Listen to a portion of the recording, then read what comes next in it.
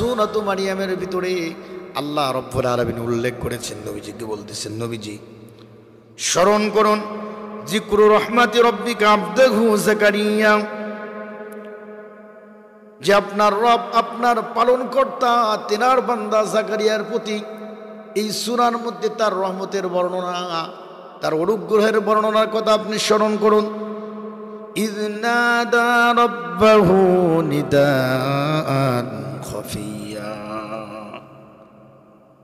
যখন জাকারিয়া আলাইহিস সালাতু ওয়াস সালাম তার রবের কাছে নিবৃত চুপি শুনে দোয়া করেছিলেন।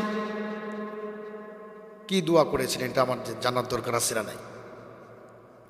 এবার জাকারিয়া আলাইহিস সালাতু ওয়াস সালাম গোপনে নিবৃতে আল্লাহ তাআলাকে ডেকেছিলেন। গোপন ডাকাটা আল্লাহর সাথে একনিষ্ঠ হয়।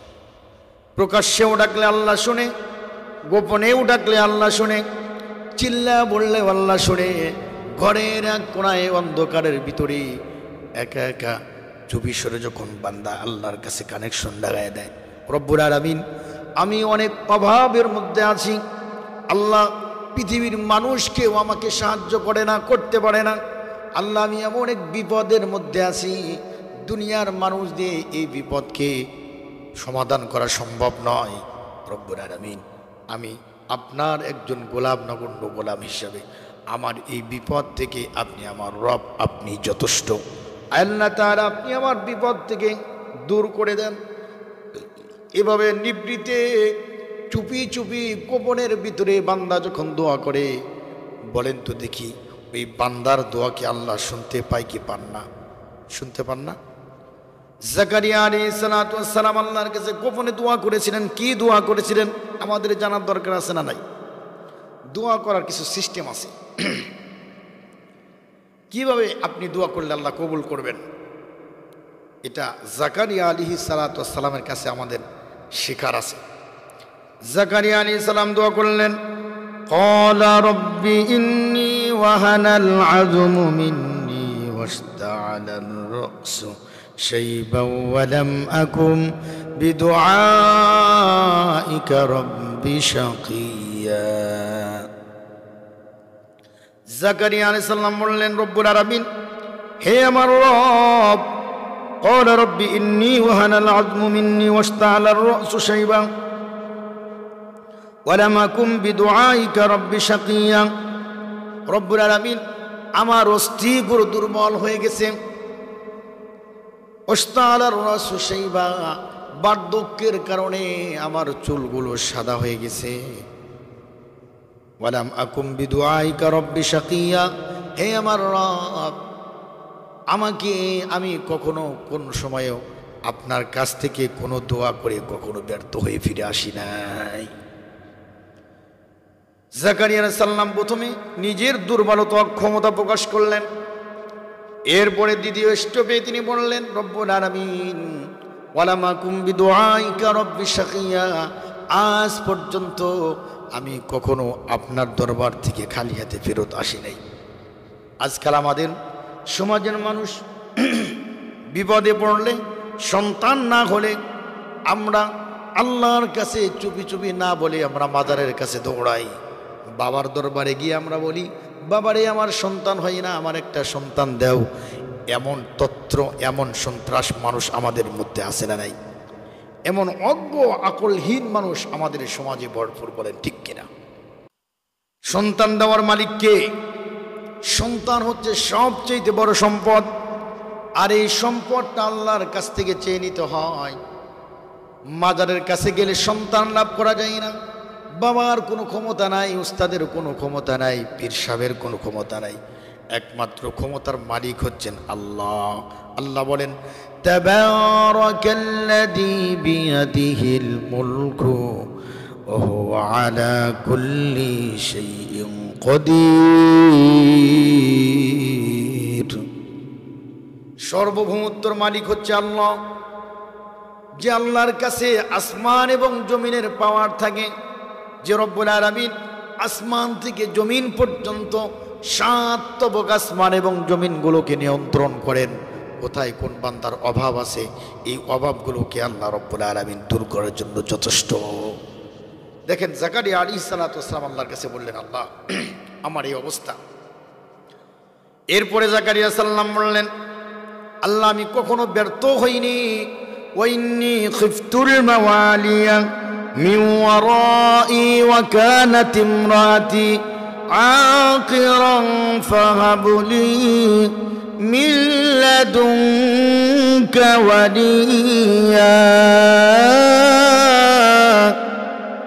জাকারিয়া আলাইহিস সালাম বললেন, আল্লাহ আমার শঙ্কা হয়, আমি ভয় পাচ্ছি আমার পরবর্তী সময়ে আমার গোত্রদ্বয়ের মধ্যে তারা আপনার দিনকে টিকিয়ে রাখতে পারবে কিনা, এই জন্য আমি শঙ্কায় আছি, আমি ভয়ে আছি। তারা আমার পরে আসে যদি আপনার দিনকে ধ্বংস করে দেয়। এই জন্য রব্বুল আলামিন আপনার কাছে আমার কিছু চাওয়া আছে। কি চাওয়া? হযরত জাকারিয়া আলাইহিস সালাতু ওয়াস সালাম বললেন, ওয়া কানাত ইমরাআতি আল্লাতারা আকিরান ফাহাবলি, আমার স্ত্রী তো বন্ধা, আমার স্ত্রীর বন্ধা, কিন্তু রব্বুল আলামিন আকিরান ফাহাবলি মিন লাদুনকা ওয়ালিয়া, আমার স্ত্রী বন্ধা থাকলেও এই বন্ধার ভিতরে সন্তান দিতে পারেন কে? জাকারিয়া সাল্লাম বললেন, আমার স্ত্রী বন্ধা এটা আমি জানি, কিন্তু আপনি এমন রব, বন্ধা স্ত্রীর ভিতরেও সন্তান দিতে পারেন। বলে সুবহান। জাকারিয়া আলাইহিস সালাতু ওয়াস সালাম বললেন, আয় রব্বুল আলামিন আপনি আমাকে একজন সন্তান দান করে দেন, মিন লাদুনকা ওয়ালিয়া, যিনি আমার উত্তরাধিকারী হবে। জাকারিয়া আলাইহিস সালাম আরো কিছু আগ বাড়িয়ে বললেন, ইয়ারিসুনি ওয়া ইয়ারিসু মিন আলি ইয়াকুব ওয়াজআলহু রাব্বি রাদিয়া। আল্লাহ তাআলা আমার যিনি উত্তরাধিকারী হবে, ইয়ারিসুনি তিনি আমার ওয়ারিস হবে এবং ইয়াকুব আলাইহিস সালাতু ওয়াস সালামের ওয়ারিস হবে।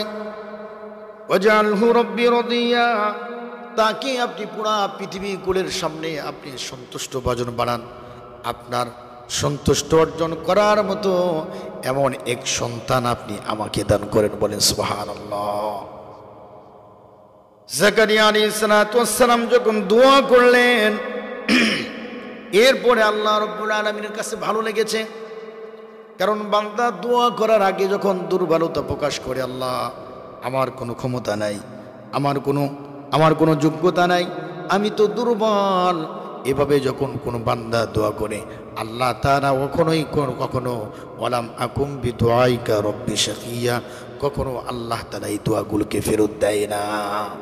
এই জন্য আমাদেরকে বুঝতে হবে, আমরা যখন দোয়া করব নিজেদের আত্মক্ষমতা, নিজেদের যোগ্যতা, নিজেকে একেবারে আল্লাহর সামনে দুর্বল করে তুচ্ছ করে আল্লাহর সামনে চাইতে হবে। জাকারিয়া আলাইহিস সালাতু ওয়াস সালাম যখন দোয়াগুলো করলেন, আল্লাহর কাছে অনেক ভালো লেগে গেল। আল্লাহ রাব্বুল আলামিন হযরত জাকারিয়া আলাইহিস সালাতু ওয়াস সালামকে বললেন, ইয়া জাকারিয়া ইন্না নুবাশশিরুকা বিগুলামিন ইসমুহু ইয়াহইয়া। হে জাকারিয়া, তোমাকে আমি একজন পুত্র সন্তানের সংবাদ দিয়ে দিলাম। বলেন সুবহানাল্লাহ।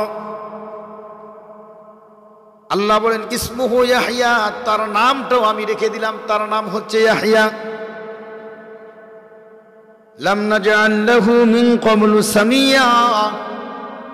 হযরত জাকারিয়া আলাইহিস সালাতু ওয়াস সালামকে আল্লাহ বলছেন যে, জাকারিয়া রে, তোমাকে একজন পুত্র সন্তানের আমি সুসংবাদ দিয়ে দিলাম। শুধু তাই নয়, তাকে ভালোবেসে আমি নিজে নামকরণ করলাম ইয়াহইয়া। আর এই নামে কখনো কোনোদিন এই নামে কারো নামকরণ করি নাই। বলেন সুবহানাল্লাহ। জাকারিয়া রে, তুমি যখন আমার প্রতি আত্মবিশ্বাস নিয়ে তাওয়াক্কুলের সাথে যখন আমাকে তুমি নিজের দুর্বলতা প্রকাশ করে যখন আমার কাছে চেয়েছো, আমি তো এমন রব না যে পৃথিবীতে কোনো বান্দা চাবে আর আমি দিব না, এমন রব আমি না। বলেন সুবহানাল্লাহ। শুধু চাইতে দেরি। তোমার রব তো এমন যে রব না চাইলে রাগ হয়, চাইলে যে রব খুশি হয়। এই রবের কাছে যেহেতু তুমি চেয়েছো, আমি রব্বুল আলামিন তোমাকে জাকারিয়ার সুসংবাদ, তোমাকে তোমার সন্তানের সুসংবাদ দিয়ে দিলাম। আর এমন সন্তান তোমাকে দান করলাম যেই সন্তানটা পৃথিবীর সমস্ত সবারকে সন্তুষ্ট অর্জন করবে, বলেন সুবহানাল্লাহ। ভালোবাসার এক পাত্র। জাকারিয়া আলাইহিস সালাতু ওয়াস সালাম বললেন, قال رب أنى يكون لي غلام وكانت امرأتي عاقرا। আল্লাহ তাআলা আমাকে আপনি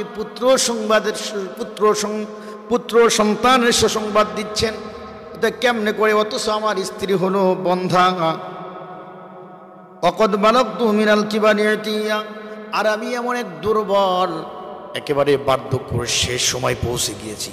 আমি শেষ সময় পর্যন্ত পৌঁছে গিয়েছি অবস্থাতে কেমনে আপনি আমাকে পুত্র সংবাদের সুসংবাদ দিলেন? আশ্চর্য হয়ে গেলেন জাকারিয়া আলাইহিস সালাম। এরপরে আল্লাহ পাক রব্বুল আলামিন হযরত জাকারিয়া আলাইহিস সালাতু ওয়াস সালামকে বললেন, জাকারিয়া রে, তুমি আশ্চর্য হচ্ছ, এটা আশ্চর্য হওয়ার কোনো কিছু নাই। ক্বালা কাযালিক, জাকারিয়া যখন বললেন, আল্লাহ এটা কেমনে সম্ভব? আল্লাহ বলেন, বান্দারে জাকারিয়া রে, এটা ক্বালা কাযালিক, এটা এমনি সম্ভব। ক্বালা রাব্বুকা হুয়া আলাইয়া হাইয়িনু, এটা আমার কাছে সহজসাধ্য ব্যাপার। ওয়াকাদ খালাকতুকা মিন ক্বাবলু ওয়া লাম তাকু শাইআ। জাকারিয়া রে, তুমি তো আশ্চর্য মনে করছো, এর চাইতে বড় আশ্চর্য হলো জাকারিয়া, তো ওয়াকাদ বালাগতুকা মিন ক্বাবলু ওয়া লাম তাকু শাইআ। জাকারিয়া রে, তুমি তোমার প্রতি তাকাও, তোমাকে যে রব্বুল আলামিন বানিয়ে ফেলেছেন, যে আল্লাহ তাআলা তোমাকে বানাইছেন, ওই আল্লাহটা তুমি যখন গোলাম থাকো, আল্লাহ তাআলা বলেন, ওয়াকাদ বালাগতু মিন ক্বাবলু ওয়া লাম তাকু শাইআ। জাকারিয়া, তুমি যখন তোমাকে আল্লাহ তাআলা বানাইলেন, অথচ তুমি ওই সময় কিছুই ছিলে না। তোমাকে যে আল্লাহ তাআলা স্যাম্পল ছাড়া তোমাকে বানাইতে পেরেছেন, ওই আল্লাহ তাআলা তোমাকে অবশ্যই তোমার পুত্র সংবাদের সুসংবাদ দিয়ে দিয়েছেন, বলেন সুবহানাল্লাহ। জাকারিয়াকে বলতেছে, জাকারিয়া এটা তুমি বলতেছো আশ্চর্য, অথচ এটা তো আমার কাছে সহজসাধ্য ব্যাপার। কারণ যখন তুমি কিছুই ছিল না, তখনই যেহেতু আমি তোমাকে বানিয়েছি, আর এটাকে তুমি বিশ্বাস করছো না? জাকারিয়া আলাইহিস সালাম বলে, আল্লাহ আমি তো বিশ্বাস করি, ঠিক আছে। ক্বালা রাব্বি জাআললি আয়া, আপনি আমাকে একটা নিদর্শন দান করেন, নিদর্শন দেন। আল্লাহ বললেন, জাকারিয়া রে, ক্বালা আয়াতুকা আল্লাহ তুকাল্লিমান নাসা সালাসা লায়ালিন সাবিয়া। জাকারিয়া রে, যেহেতু তুমি আমার কাছে নিদর্শন চেয়েছো, আজ থেকে 3 দিন 3 রাত্র পর্যন্ত তুমি কথা বলতে পারবে না, বলেন সুবহানাল্লাহ।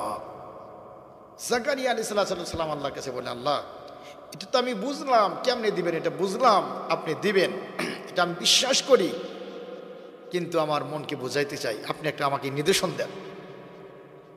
জাকারিয়া আলাইহিস সালামকে বললেন, ঠিক আছে, আজকে 3 দিন 3 রাত্র পর্যন্ত কোনো কথা বলতে পারবে না। জাকারিয়া আলাইহিস সালাম আর কথা বলতে পারে না, অনেক চেষ্টা করে কিন্তু কথা বলতে পারে না। জাকারিয়া আলাইহিস সালাম তার কওমের নিকট গেলেন। ফাখরাজা আলা কওমিহি মিনাল মিহরাবি ফাআওহা ইলাইহিম আন সাব্বিহু বুকরাতাও ওয়া আশিয়া। হযরত জাকারিয়া আলাইহিস সালাম যখন আর কথা বলতে পারতেছে না, তিনার কওমের নিকট গেলেন। যাওয়ার পরে সকাল সন্ধ্যা তাদেরকে তাসবিহ পড়ার নির্দেশ দিলেন, কিন্তু কথা তো বলতে পারেন না।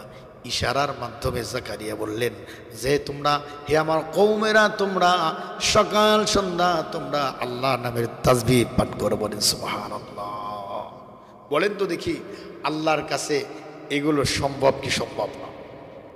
এই জন্য আমরা ভাইয়েরা আমার, আপনাদেরকে কোনোদিন অনুরোধ করব, আজ থেকে বিপদে পড়েছেন, মানুষের কাছে কোনো যাওয়ার প্রয়োজন নাই।